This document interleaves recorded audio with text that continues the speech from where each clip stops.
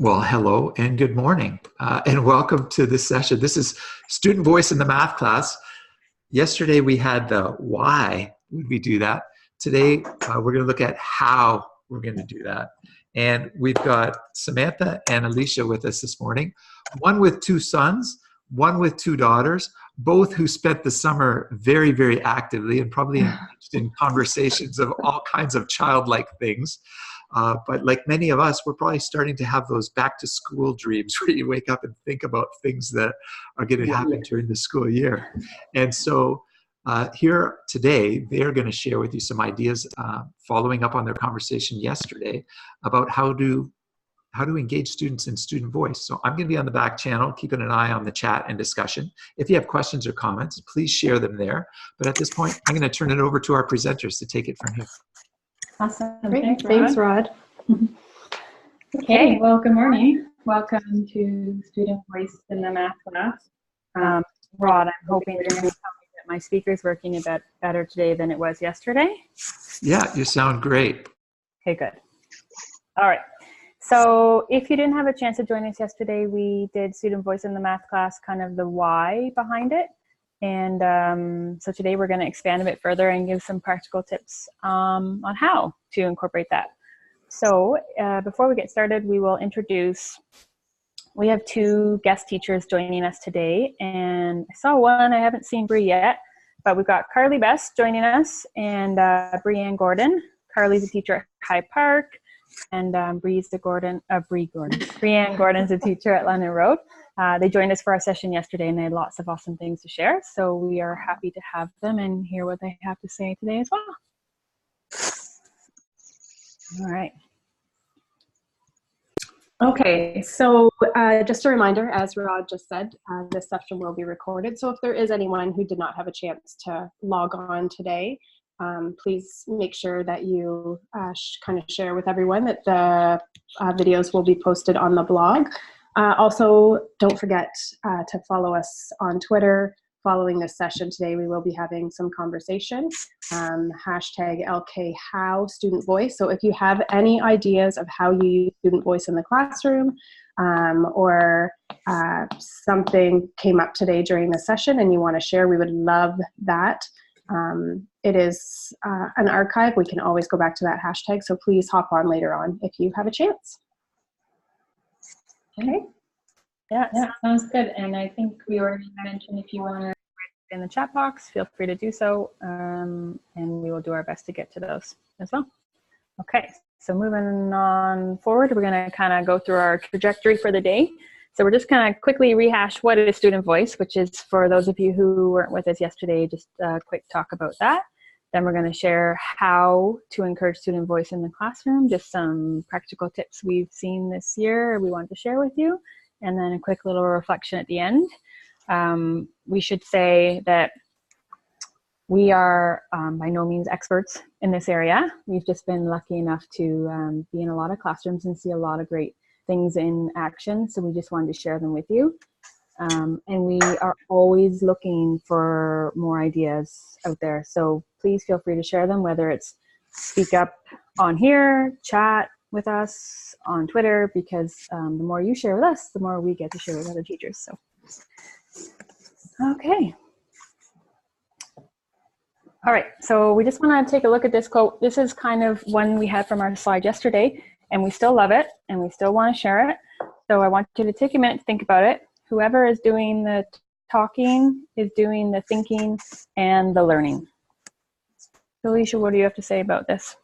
So I think yesterday we had a good conversation kind of about this quote, and it is so true. And I go back to, as I said yesterday, the days when I was in university and sitting in a big lecture hall and being spoken to, and sometimes I, would tune out or miss kind of the message that was being sent across. And it really is so true that whoever is doing that talking is the one that's really having to think through everything and potentially is doing the learning. So we really want to keep in mind that we need to allow the students to be doing the talking in the class, so that they can do the thinking and that they can build on each other's ideas and therefore do the learning. So this is something that resonates with me a lot, and I often go back to it when I'm in a classroom, because it's hard for us as teachers not to do the talking, because that's so what we're used to doing. So keep that in mind this year going forward in your classroom or wherever you may be. Awesome. Okay. So next slide, we're going to kind of just rehash what is student voice before we get into the good juicy bits of it all. So for us, when we kind of talked about student voice yesterday, we really stressed the emphasis of shifting from teachers speaking at students to shifting towards students having a voice, sharing their own ideas. Teachers are there more just supporting the conversation, posing questions, facilitating questions, and really listening to what students are saying, versus just standing at the front, lecturing, talking at, kind of thing.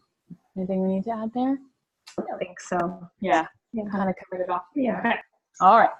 Let's get into the good stuff. So that's all fine and dandy. We hear what student voice is, but how do we do it? How do we put it in our classrooms?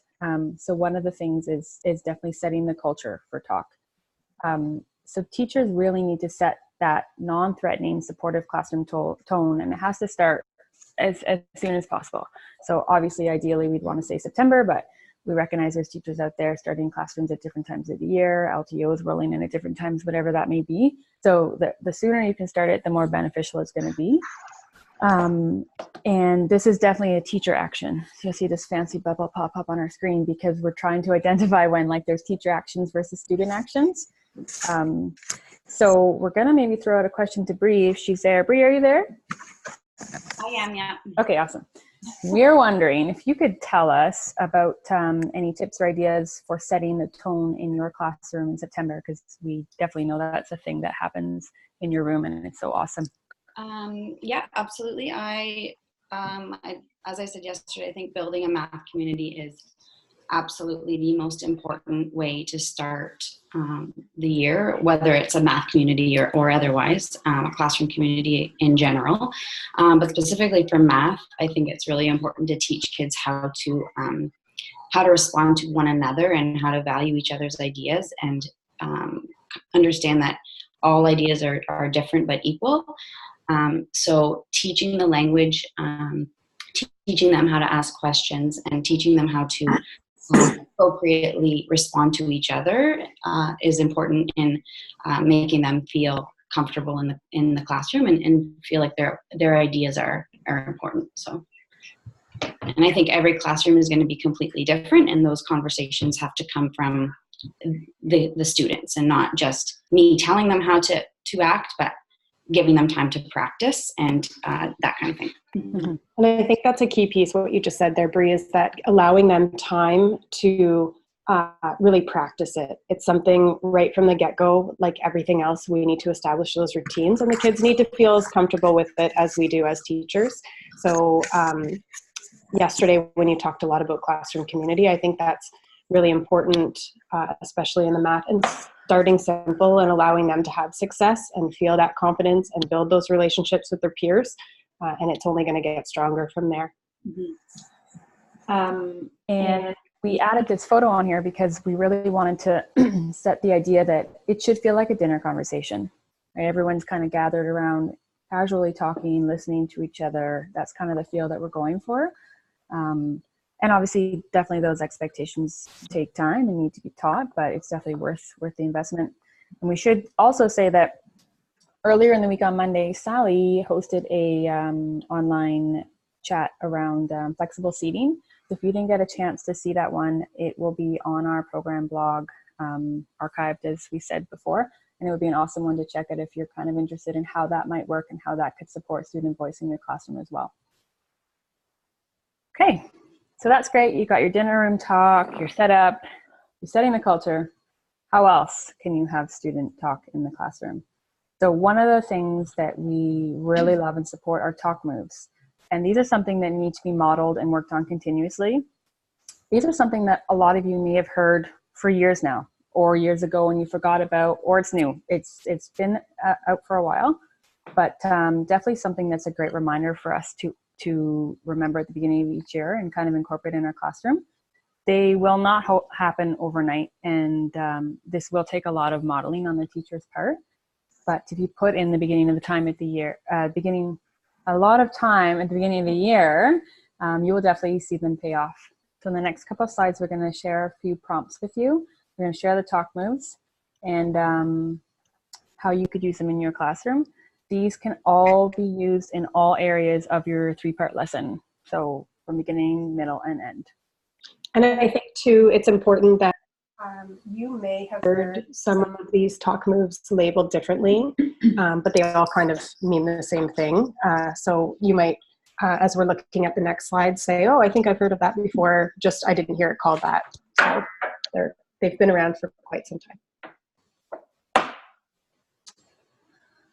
Okay, our talk moves are up. Okay, so we'll kind of show the first 3 here.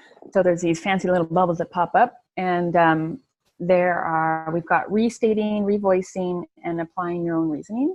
So these will help you transition from the teacher doing the talking to the teacher being the facilitator.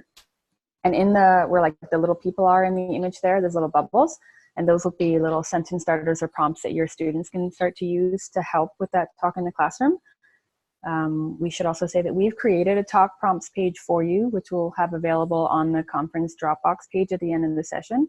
It's all inspired by one of the books that we love, Math Expressions by Dr. Kathy Marks-Kerpam. And these talk prompts page, it can be posted in your classroom. You could give students an individual set or talk prompt cards, or however you see that fitting well into your room. But definitely something that you want to start and model at the beginning and then work through. So we're going to ask Carly. Carly, yeah, you're still there. Okay. Do you want to share about how you use one or more of these in your classroom? So I was just kind of introduced to a couple. I mean, I think I did them and you don't realize what they're called. Like Alicia said, they're just, you don't use those words for them. But I started doing them quite a bit in Number Talk. So someone suggested, they said they had seen this done, I think in the States somewhere, where you ask students to repeat what the student had just said during the Number Talk. And like you said, Samantha, like this can be done during any part of the lesson. But I would have my students, so if they were defending 5 times 10 is 50, I would have the student beside them, or anywhere on the carpet, repeat or revoice or restate what the student had just said.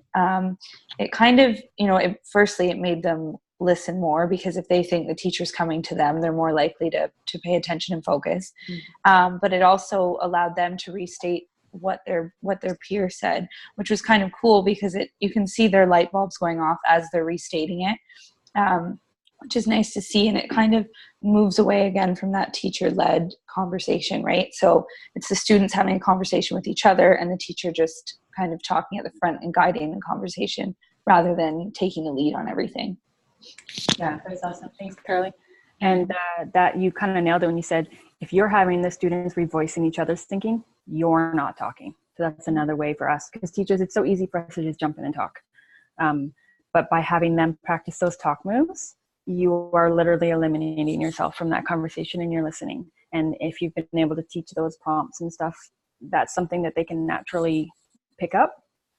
And then yesterday when we talked about why student voice, we talked a little bit about hearing their peers encourages other perspectives and stuff. So that I was just, as you were saying that, I was like, oh, that's a great tie-in to what we said yesterday about how, so now instead of listening to us, they're now listening to their peers, and they're hearing their peers explain things in maybe student-friendly language that they understand. So yeah, that's great. I think too, that made me think actually of yesterday as well. So that restating piece, when you're having to paraphrase what someone else says, it really forces the students to listen really attentively. And also when they're going through and restating, they need to really test out their understanding. And it's a good way to grab a hold of those kind of deep conceptual pieces of understanding for the students. And it does allow them a chance to kind of reiterate and to really display that they know what they're talking about, which is nice, because that builds that confidence piece again, what we talked about. Absolutely. Yeah. Okay, so we're gonna kind of put it the next couple of talk moves here. So we've got wait time and adding on or prompting for participation, and turn and talk. Also, all great talk moves. Again, there's some prompts in those little bubbles there. Wait time is one we talked a lot about yesterday, and we kind of danced around the topic, and it is so important. We talked about how it feels so awkward as a teacher to stand up there and wait. You're just like, oh my gosh, let's go. We want to get rolling here. But that wait time is so essential. And I know a lot of us hear about it, but I think it's just a good reminder to really think about, because that wait time gives students time for processing, students time to gather their thoughts. And if they're like me, they'll feel awkward with the wait time. So they will want to talk, because they just are like, I can't handle this wait time. So we're wondering, Bree, if there's any of the talk moves that you want to share with us about that you use in your classroom a lot to support student voice. Sorry, I had to unmute myself. That's okay. Yeah, I agree with you that wait time is super awkward for me, but I'm definitely getting better at it. I love turn and talk.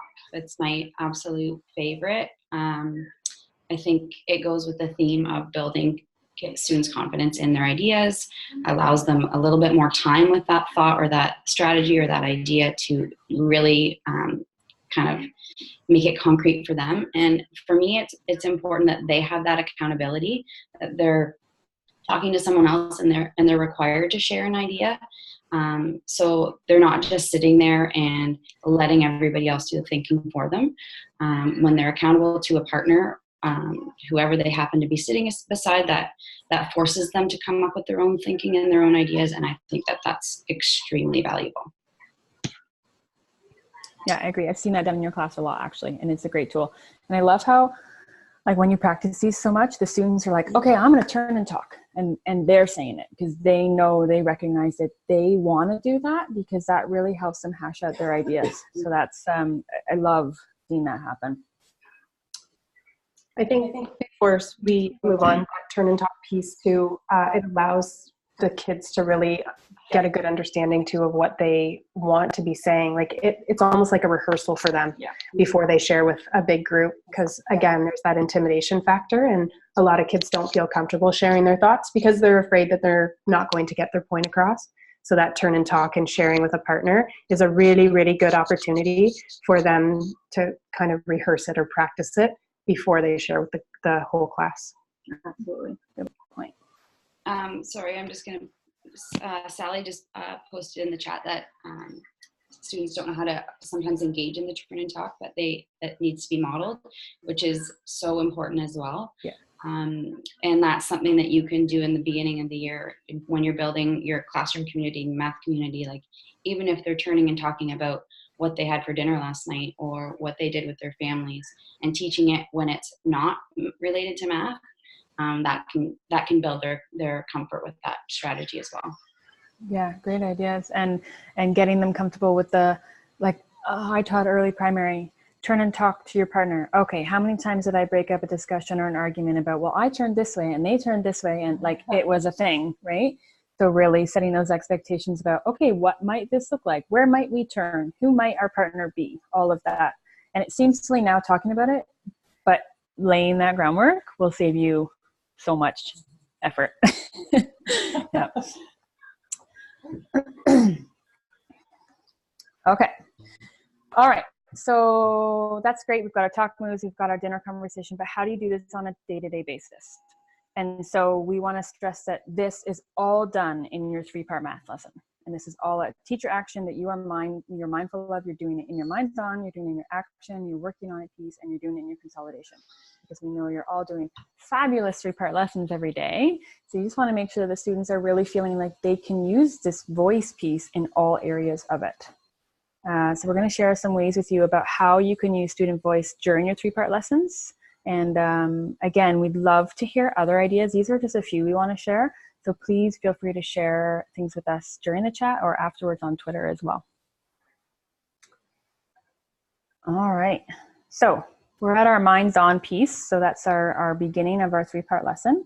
And one of the things that we found can really help encourage student voice is doing quick images. So they're like they're a Minds On activity. They're similar to number talks. The idea is you flash an image and you have students give up trying to count each item and instead come up with quick strategies to solve it. It's a great way to encourage student voice and generate discussion because it's all done orally.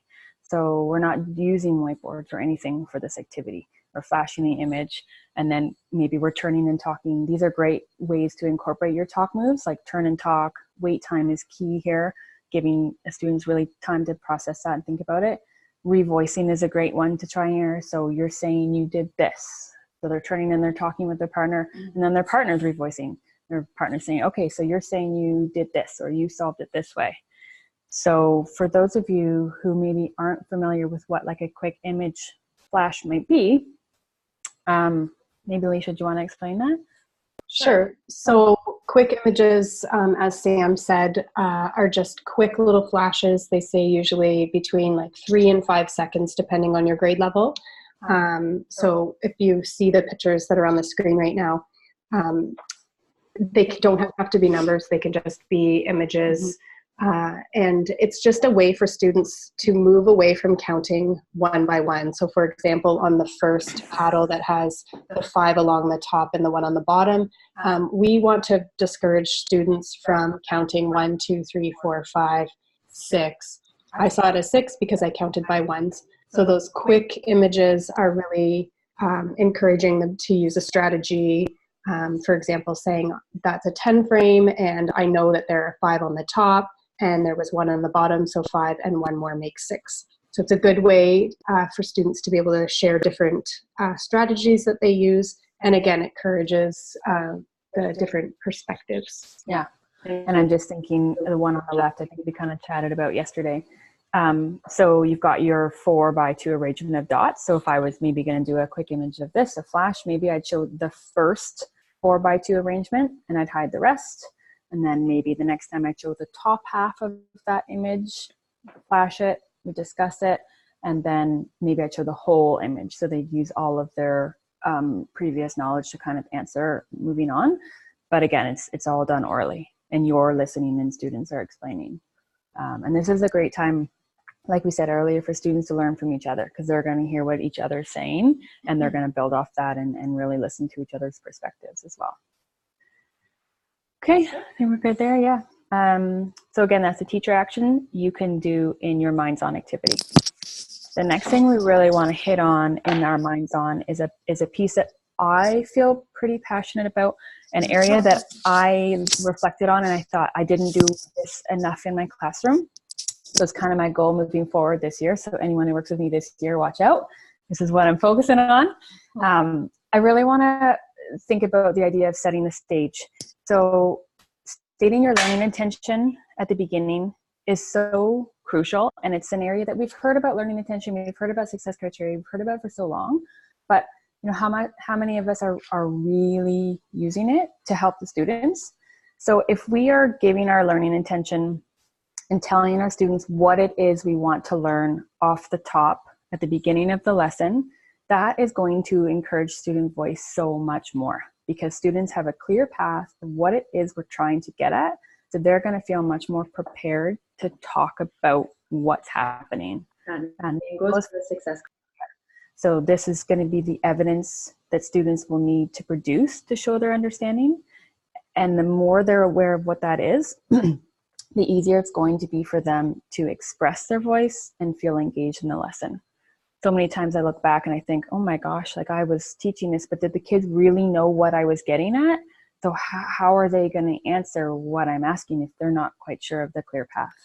And I think that's important upon my reflection about my classroom. I often found sometimes I felt like it was almost a mystery to the kids to know what we were talking about on that day, instead of setting that clear learning goal and saying like, today we're working on, you know, perimeter and area. We're going to investigate using different tools. At least they know that that is what the goal for the day is. And as Sam said, it allows them to use that kind of lingo and to feel more comfortable. When they hear the word perimeter, they're thinking, oh, I know exactly what that is. So it does give them that confidence to really engage with that student voice when you're setting those clear expectations and just making them a part of the learning. Yeah, absolutely. So that kind of blends into our next piece here. So now we've kind of moved on from our minds on activity. We're in the second part of our 3-part lesson. We're working on it. Students are working. It's awesome. You're hearing them talking, hopefully using their talk moves, sharing their voice with each other. But when we go back to that idea of stating your learning intention and having your success criteria, that really is all around the premise of teacher clarity.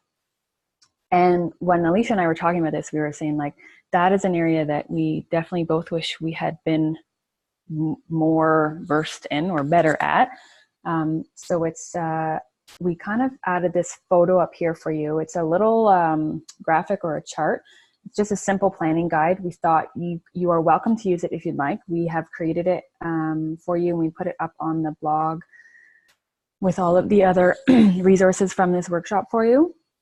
But the idea around this is that if you have your expectations mapped out ahead of time, you know, from your curriculum, these are linked right to your success criteria. You have your students along the side. This is, you've got a section at the bottom where you can use questions or have them ready for you to go. And we feel like by having those questions planned ahead, it's going to help encourage the voice more. Because as students are working, you're going to be able to ask them questions that are directly linked to what's happening, which is going to bring out their voice more. And it's going to make things clearer for them as well, because all these questions are going to match your success criteria and your learning intention. It's all one nice, neat little package for you.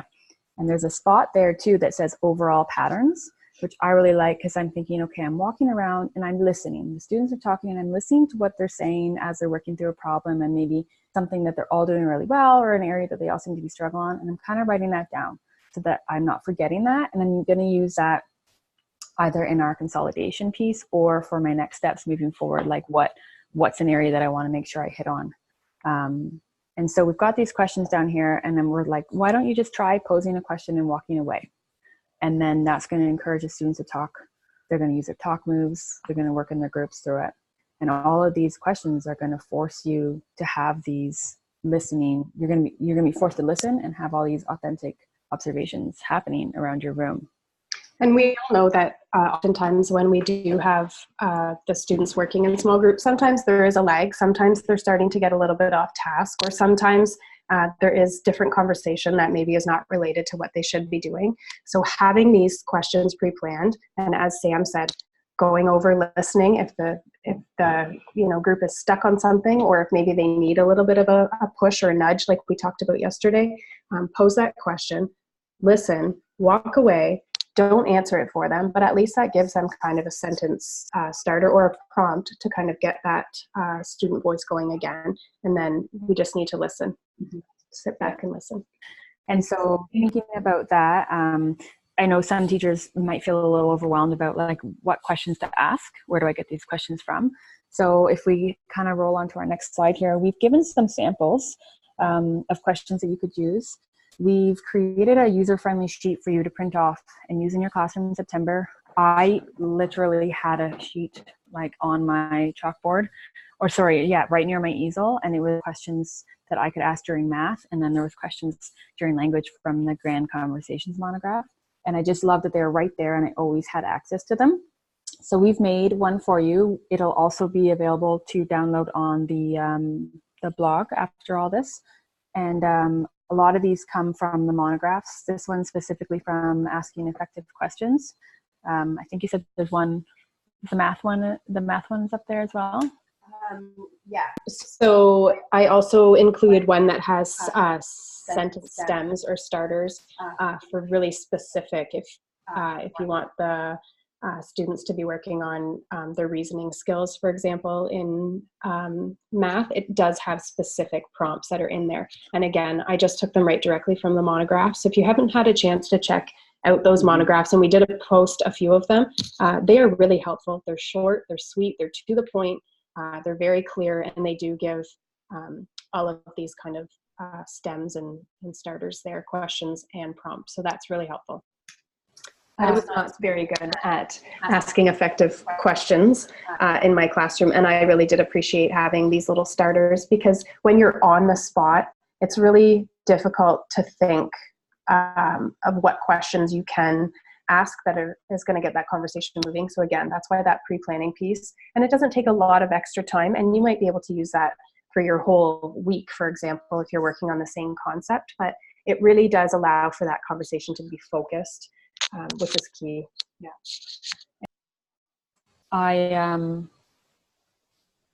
Sorry, I just got sidetracked because I got a message on my screen here.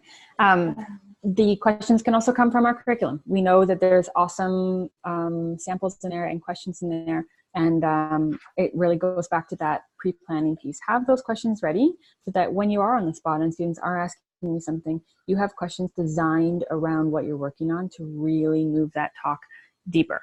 You know, stay away from that surface talk. And because we know we're on maybe a few expectations for a couple of days at a time, like we're not saying you have to make one of these charts every day, and you can use the same one for a week, but it's just kind of having those things ready for you to keep you on track and the students engaged, and really making the most out of your 3-part lesson, because we know, like every teacher tells us, they run out of time. So just help with that. And we did also talk yesterday a lot about kind of that assessment piece and this student voice. And when you're listening to your students, use that for your assessment. We do not have anywhere that it says that we have to produce a final piece. That student voice can be used when you're going about, writing your report card comments, or even just having professional dialogue, whether it be with a parent or whether it be with administration or your colleagues. All of that discourse that the students are participating in, that is all assessment, really. If you do choose to use those planning pieces, that's a good piece to kind of flip back, and it doesn't take a lot. Checklist form, any little jot notes, so use that. I was a very big checklister. I think you could ask Carly, because I think that I might have shown Carly a thing or two about some checklists. You did. You got me on the checklist train. Yeah. Yeah. I should ask on the spot here, Bree and Carly, no pressure, but is there anything you guys kind of want to add that we've talked about, that you've touched on, that you do that we haven't talked about yet? Anything come to mind? I think it's important that we get more comfortable with the oral assessment and foster that quite a bit more. And I'm going back to the workshop that we did at the end of the school year with Heather, and the Lawson workshop. Yeah. And I constantly was kind of overwhelmed and excited about the idea of having those video conversations with kids and having an iPad on while you're having those conversations, because I feel like you can learn so much more from that than a piece of paper. Because if a student in my class can write something down, I might know where their thinking was. But I remember even talking to Sam about that, like she would put something down in front of me and she would think she knew what was that strategy was. But knowing that child, well, I knew he wasn't really doubling, right? Or something like that. So I think that those conversations and having that video evidence or even just yourself knowing and those anecdotals, I think that's super important. Yeah, awesome. Yeah, I agree with Bree. Like there's 1,000 things going on in every classroom every day, right? And it's impossible to keep track of everything, which is, sometimes unfortunate because you miss those moments that you'd love to remember. So I remember sitting at that workshop and seeing those videos of those students and seeing their progression, because she showed some of the students at the beginning, and then as they progressed through the study, which was really cool to see. And those moments happen all the time in the classroom, but sometimes we can't remember. It's impossible to remember it all.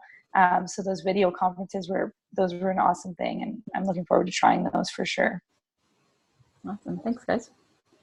Okay, so we're going to roll on to our consolidation phase. So we've done our Minds On, we've done our working on it, we've been using student voice, it's been amazing, and now you're on consolidation. And this is the one area that we definitely, a lot of teachers, we say we run out of time for.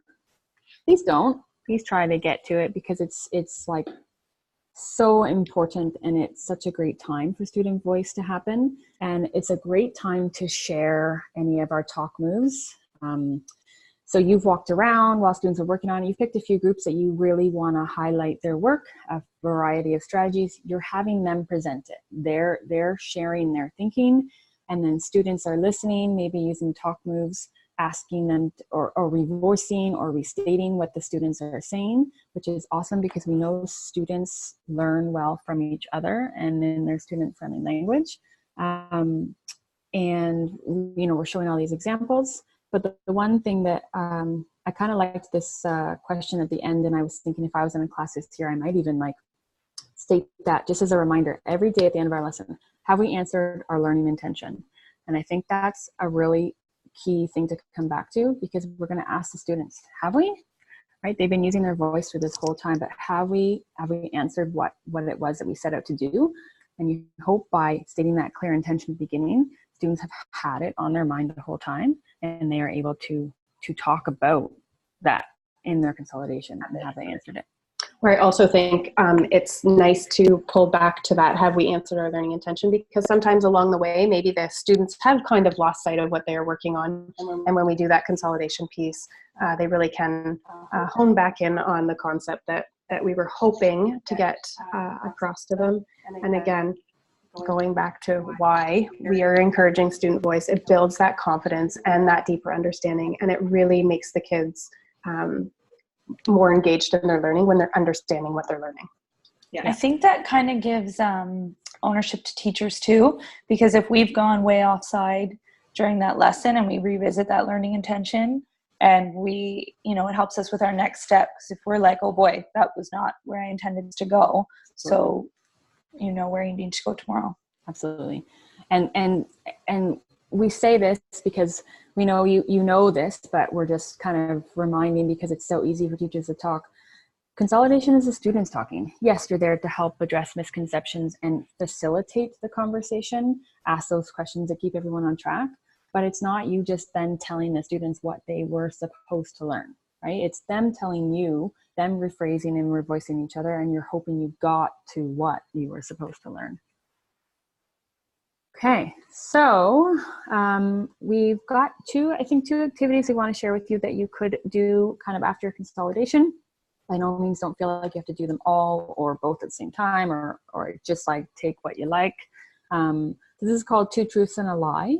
And so we thought this would be an awesome way to support student voice in the classroom, especially when it's linked exactly to what your learning intention was for the day. This is a great teacher action. I think you mentioned the other day being a great exit. Yeah, I was thinking of it maybe as an exit slip for groups to kind of figure it out, and they, that's their ticket out the door. I remember in my classroom, Two Truths and a Lie was always a big hit at the beginning of the year, and it was mainly, telling them about themselves and which one was the truth and which one was the lie. And this is kind of a nice twist on it that allows groups to have a chance to really test out their understanding in kind of a fun activity, and using it as an exit ticket. It's again that accountability that has to be on the students to get it finished before they move on to the next activity. Mm-hmm. Carly, how do you see supporting student voice in your class? So I think having kids love Two Truths and a Lie, right? Like Alicia said, it's a hit. It doesn't have to be math related at the beginning. It's a great way to get to know kids. But I think having, 3 different answers up there, it gets them thinking, and they're not just overwhelmed with a bunch of numbers. So if you give them, kind of going back to those talk moves, giving them that wait time, as hard as it is standing there while they sort through it, and then having them kind of defend their answer and explain the reasoning, I think was the talk moves way of saying it, and explain why they think that way.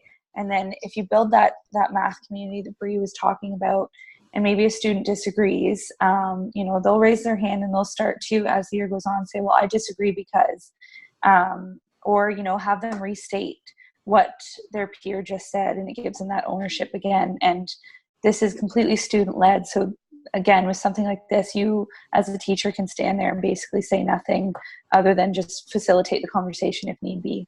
Yeah, you're just listening, and this is all oral. They're not writing things here at all. And this could be adapted for any grade. We saw a few when we were looking. There's just like even ones with simple addition sentences, and you have to defend what's the lie and what's the truth. So, and this one here, we actually found online. Mashup Math was the website that we found this one on, but there are lots. If you take a look, I don't remember. I feel like it was maybe John Orr and Kyle Pierce. There was a link somewhere that they had a whole website that linked to that too. So lots out there. Mm-hmm. So next we have another activity. Just before you get into that next activity, can I share some information with you? This was a comment in the discussion from Angeline. She says, I hear learning intention and learning goal being used. In current professional resources, she's reading learning intention.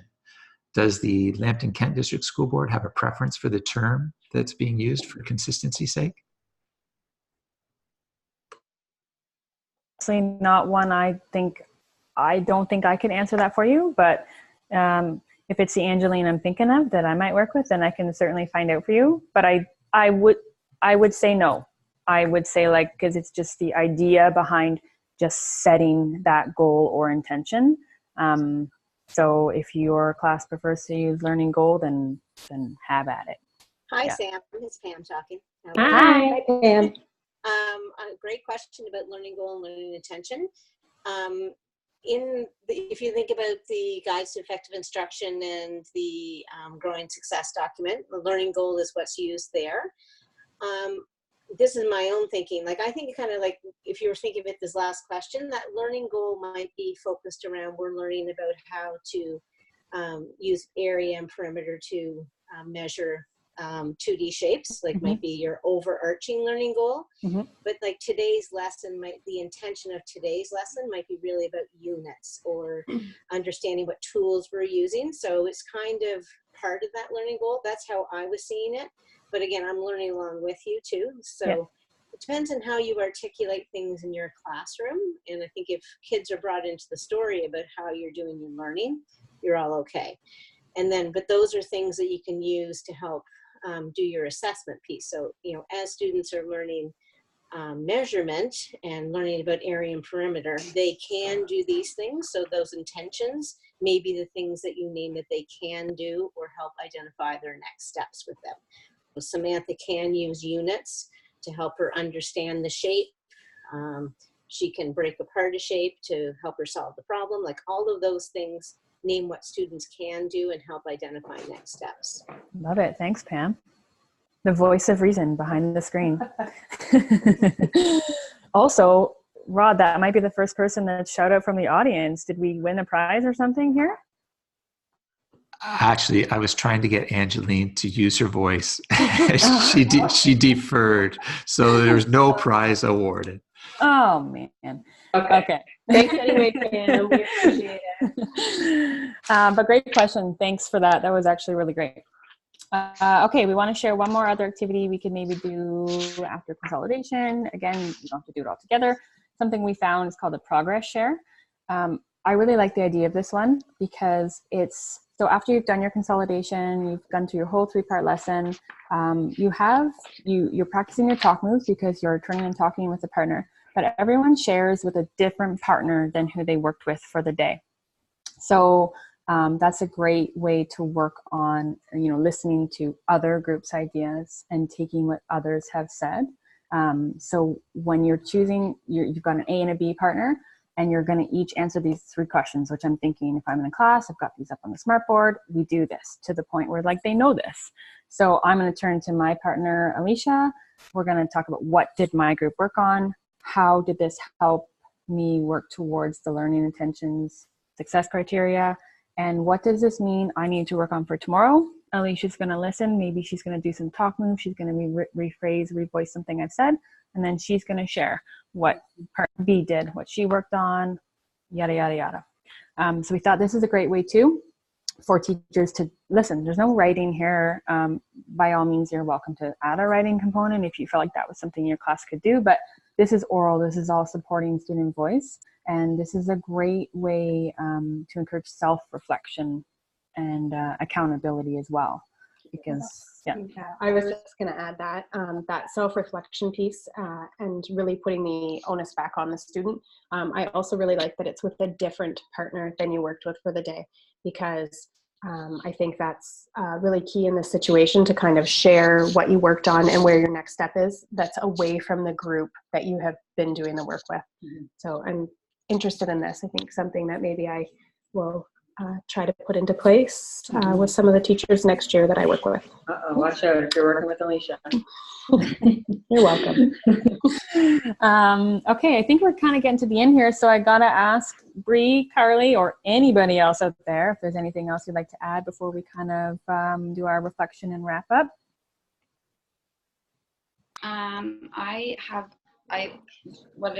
This progress share activity that you're talking about, it also would lend to a beginning of the year, like community building. Like I'm thinking of the teaching listening in the Tribes book, and so students have to listen to one another. They have to revoice what somebody else is saying, and then they switch groups. So teaching that strategy before you use it in math, I think, would be really beneficial as well. And one of the other things that I think is important in the consolidation is asking if they saw anything that somebody else did that they'd like to try. I find that gets them excited about the next day or the next time that they're doing math. And I find it really valuable because it's another accountability piece where then if that they've understood somebody else's strategy, that they've self-reflected and thought about what they've done and what didn't work for them and what might work for them in the next time. So I think that's important too. That's great. I would even add that as like a number 4 down there. That's awesome. Thanks, Bree. Okay. So we've kind of got one of our, it's a lengthy quote here, but one that we love, also from Dr. Kathy Marks-Durcan. I just want you to take a minute to think about it. Too often, students perceive mathematics as the subject that requires no discussion or sharing of ideas. All that matters is the answer. They follow the rules, and if they get stuck, they wait, as they know that someone will eventually rescue them with an answer. So I just want you to take a minute and think about how many times that's happened in your classroom, or you've seen it happen, or you've been in that person's shoes waiting for the answer. Too much. Yeah. So we just really want to get away from that thinking, right? We want students to start feeling like math just isn't about just the answer. We want them engaged and excited to talk about their thinking. And we want them to have a chance to move away from that mindset of, I'm not good at math, I can't do it. Because I think that's a big mindset thing. And I just think that the students don't have the confidence or the that real deep feel that they actually can do it. So they wait for someone else to come up with the answer so that it puts them at ease and they know the teacher's not going to call on them. So we need to give them that confidence, and student voice is definitely the way to do it. Absolutely. I think that having those images as, part of your mind's on, I think numbers scare a lot of kids. And I was one of those kids for sure. When I saw numbers, I was overwhelmed. So when you show those images, it just creates discussion, and it kind of takes away that fear, and it gives them that confidence they need. So when those numbers do come, they do feel a little bit better. Absolutely. And I'm thinking back to like when I was in a math class, that was very stressful and terrifying for me. So I'm thinking, okay, if something's happening that I'm not understanding it, if I could use a talk move to maybe ask a question, then that might really help to express that I'm not sure what you're saying, but I'm not just flat out raising my hand and saying I don't know. I'm saying like, what I think you're saying is, yada, yada, yada, that. And then if I'm right or wrong, then that's a chance for another student to kind of be like, well, no, I think that what they're saying is this. And then it's not so much pressure because we're all using those talk moves and speaking kind of the same language. So, okay. I think that's it. Anything we want to add?